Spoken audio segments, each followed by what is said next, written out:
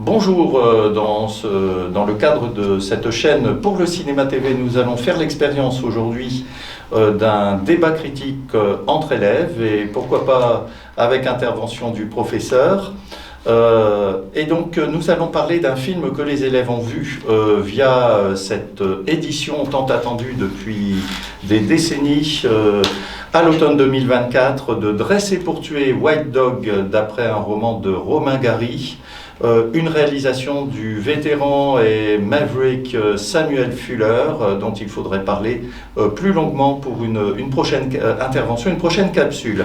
Alors, Dressé pour tuer, film de 1982.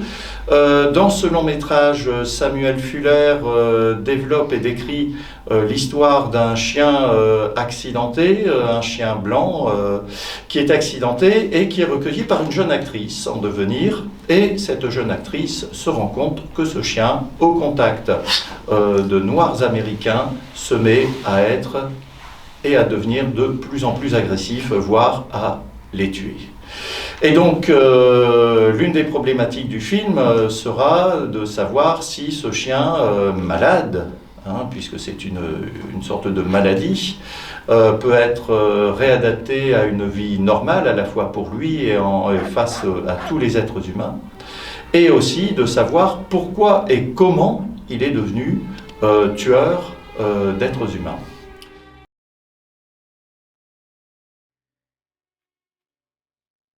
Donc le film, en 1982, une fois monté, produit par la Paramount, a connu des problèmes de distribution aux États-Unis. Il a été distribué tout de suite en Europe, où il a rencontré un vif succès.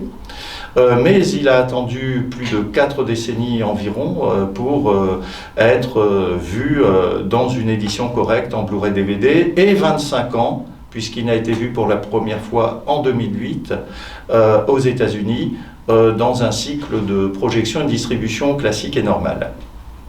Alors, 1982, Dressé pour tuer, 1982, c'est une date phare dans l'histoire du cinéma et plus particulièrement dans l'histoire du cinéma américain, puisque nous avons la même année Blade Runner, The Thing, la vraie version de John Carpenter, et aussi E.T. qui rafla la mise, le film de Spielberg qui rafla la mise au cours de cette année 1982 dans les salles américaines et mondiales.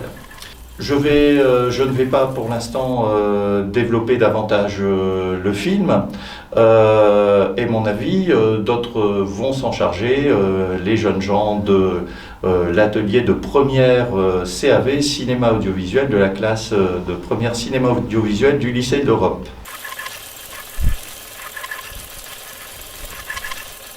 La partie où j'ai aimé, c'est par rapport au message qu'il dénonce, c'est-à-dire dénoncer le phénomène de chien blanc, qui est apparu durant la période de ségrégation, c'est-à-dire durant les années 70-80. Et en gros, le principe, c'est tout simplement qu'ils prennent un chien, qu'ils le maltraitent avec des gens de couleur, et que ce chien voue une haine, voire même des envies de meurtre envers ces personnes de couleur.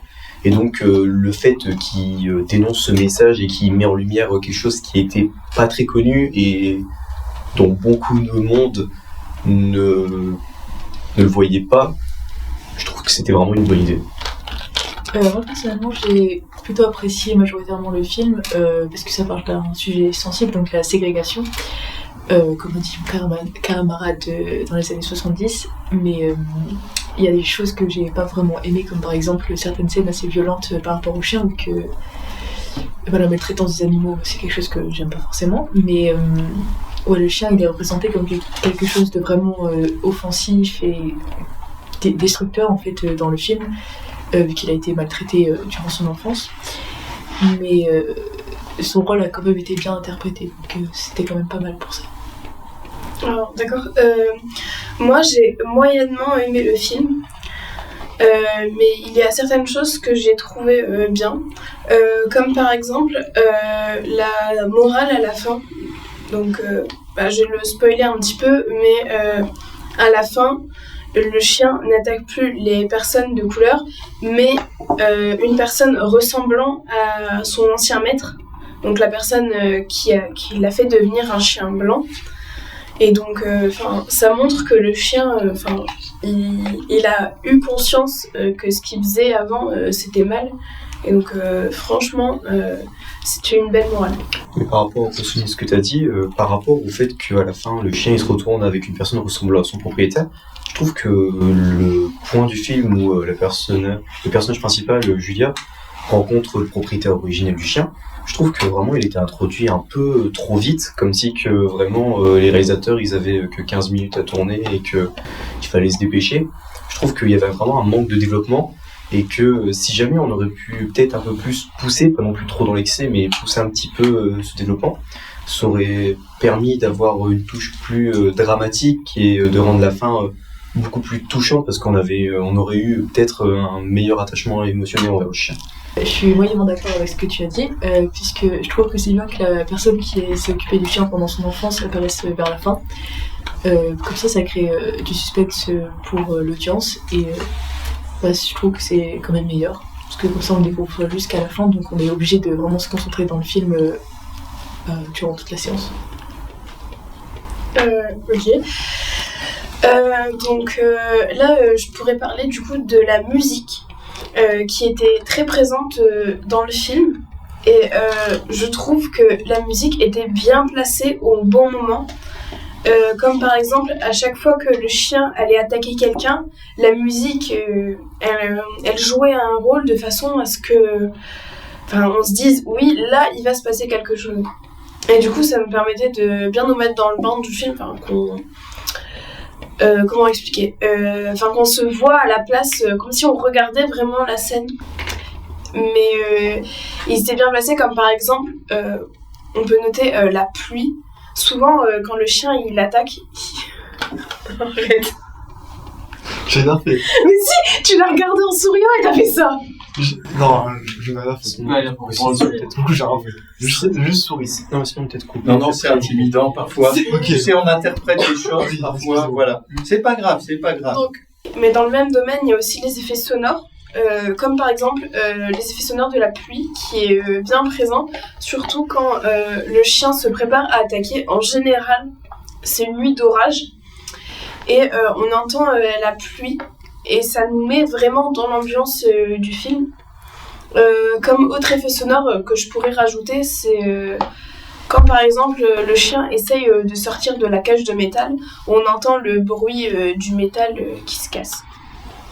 Mais pour aussi rebondir à ce que tu as dit par rapport à la musique a été réalisée par Ennio Morricone, qui est une personne qui a réalisé beaucoup de bandes originales de films, dont un film aussi qu'il a réalisé, qui a composé la musique en 1982, la même année que la sortie de Dressé pour tuer, c'est The Thing, qu'il a réalisé en coproduction avec John Carpenter, je crois, et que vraiment c'est un compositeur qui est vraiment très connu mondialement, mais pour une sorte de petite anecdote, certes c'est une personne qui a été vraiment reconnue mondialement pour son niveau en termes de musique, mais par rapport à The Thing, ça a été considéré comme l'une des pires bandes originales, et qu'il a même été nominé au Raspberry Award, qui est grosso modo un peu comme les Oscars ou même toute compétition qui sert à récompenser des acteurs ou même des bandes originales, dans la catégorie de la pire bande originale, et il a été nominé, et heureusement, il n'a pas été gracié pour ce prix.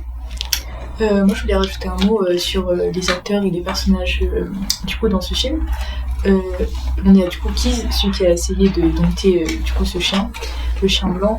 J'ai trouvé vraiment très attachant et particulièrement aimable, malgré le fait que le chien essaie vraiment de le tuer vu qu'il a sa couleur de peau. Mais il y a aussi d'autres personnages qui sont un peu plus agaçants, comme la femme qui récupère le chien du coup sur l'autoroute, parce que je la trouve assez naïve du fait qu'elle voit pas que c'est un chien qui essaie d'attaquer et de tuer les personnes de couleur, et elle ignore complètement le fait qu'elle les attaque. Eh bien, depuis tout à l'heure, vous parlez que vous aimez en général ce film, et moi j'ai un peu moins aimé, mais je peux aussi expliquer. Ça peut aussi s'expliquer sur le fait que j'ai pas forcément aussi compris le film, et que genre c'est pas le genre de film que j'aime bien en général. Et donc c'est pour ça. En plus, comme on l'a vu en VO, donc en anglais sous-titré français, et que je comprends pas trop l'anglais aussi, c'est peut-être aussi ce qui a joué du fait que je n'aime pas trop.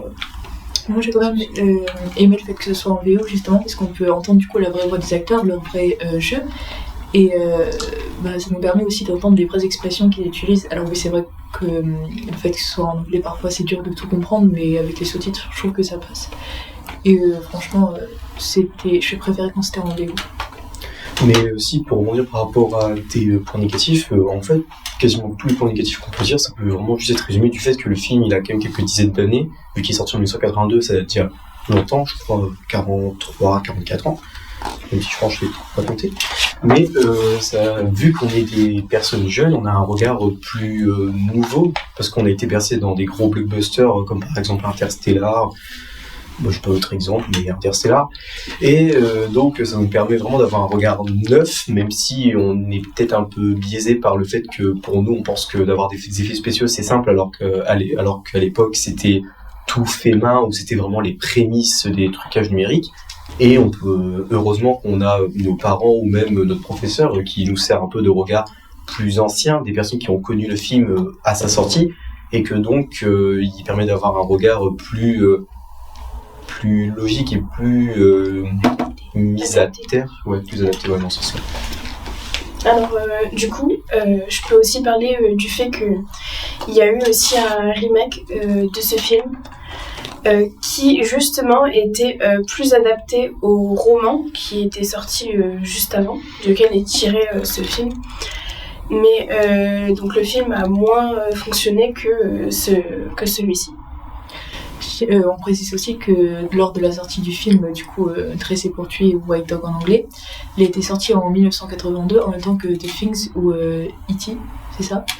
Donc du coup, il a moins été vu par l'audience et tout le monde s'est concentré sur E.T. et moins sur Dressé pour tuer, vu que t'as juste moins d'impression en général, mais c'est vraiment un film à voir. Malgré le fait qu'il a été un peu passé, mis de côté par l'audience. Je pense surtout par rapport au fait que ça a été vraiment un peu mis de côté, surtout parce que l'époque, c'était vraiment l'époque d'un peu science-fiction, un peu les prémices, voire même l'âge d'or de la science-fiction avec Baz Thing, Invasion des profanateurs, j'ai pas d'autres, Blade Runner, et que donc c'est sûrement dans cette période-là, vu qu'on est passé avec plein de films de science-fiction, avec The Thing, E.T. et Blade Runner sortis la même année, Dressé pour tuer, c'est vraiment un film qui est plus terre à terre et que donc quand on compare ça avec les premiers effets spéciaux de science-fiction, c'est pas comparable parce que c'est deux genres totalement différents. Pour conclure, on a tous en général plutôt apprécié le film malgré certains points par exemple au caractère des personnages, les acteurs ou encore nos sensibilités face au film. Par exemple à cause de la ségrégation ou les animaux. Mais c'est un film qu'on vous conseille tous à aller voir puisqu'il traite de sujets sensibles et ça nous permet donc de tous nous éduquer sur un sujet qu'on ne voit pas forcément tout le temps en classe et tout en s'amusant finalement dans un film. Alors du coup, merci de nous avoir écoutés et on vous laisse avec notre professeur, Monsieur Leroy. J'espère que vous avez apprécié ce débat critique qui nous donne des avis parfois divergents, complètement opposés et différents par rapport à des avis antérieurs à celui d'un public qui avait leur âge en 1982. Et donc, si vous voulez poursuivre par vous-même et vous forger votre propre avis par rapport au film, je vous conseille de le regarder dans cette jolie édition qui est parue en automne dernier, d'accord, chez ESC. Et ensuite, de plonger dans des ouvrages de référence, notamment les mémoires de Samuel Fuller, qui était aussi un reporter, un journaliste, un grand écrivain, notamment de polar ou de séries noires, qui s'appelle ici Le Troisième Visage. Vous allez avoir un panel de l'histoire du cinéma américain et même de la Grande Dépression, ça a un intérêt historique, c'est-à-dire de la jeunesse de Fuller, du débarquement en Sicile, du débarquement en Normandie. C'est quelqu'un qui a eu plusieurs vies, donc ça n'est pas qu'un ouvrage de cinéma, c'est aussi un ouvrage d'histoire et un ouvrage littéraire pur. Et il nous raconte aussi ses tribulations par rapport à ce tournage de Dressé pour tuer.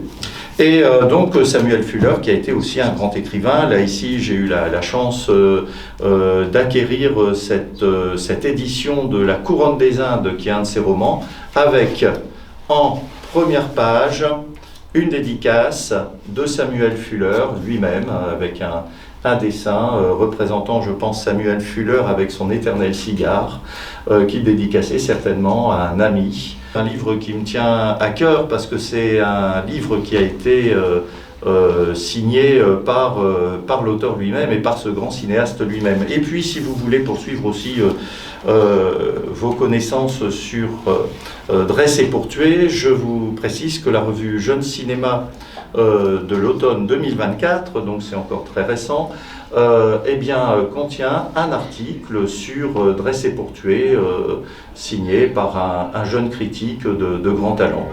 Voilà, je vous dis au revoir, messieurs, dames, et je vous souhaite une excellente soirée.